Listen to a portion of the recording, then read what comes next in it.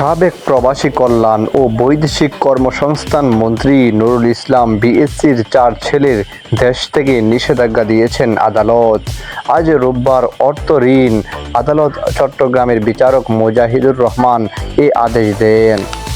দেশ থেকে নিষেধাজ্ঞা দেওয়া হয়েছে সাবেক মন্ত্রীর ছেলে মুজিবুর রহমান, জাহিদুল ইসলাম, কামরুল ইসলাম ও ওয়াহিদুল ইসলামের বিরুদ্ধে। মুজিবুর রহমান সাবেক মন্ত্রীর মালিকানাধীন সানোয়ারা ডেইরি ফুডস লিমিটেডের ব্যবস্থাপনা পরিচালক, অন্য 3 জন একই প্রতিষ্ঠানের পরিচালক। আদালতের বেঞ্চ সহকারী রেজাউল করিম আজ সন্ধ্যায় এসব তথ্য জানান। তিনি প্রথম আলোকে বলেন, 30 কোটি টাকা খেলাপি ঋণের মামলায় উত্তরা ব্যাংকের করা আবেদনের পরিপ্রেক্ষিতে আদালত সাবেক মন্ত্রীর 4 ছেলের দেশ থেকে নিষেধাজ্ঞা দিয়েছেন। তারা যাতে দেশ ছেড়ে যেতে না পারেন সেজন্য প্রয়োজনীয় ব্যবস্থা নিতে ঢাকার বিশেষ পুলিশ সুপার অভিবাসন নির্দেশ দিয়েছেন আদালত।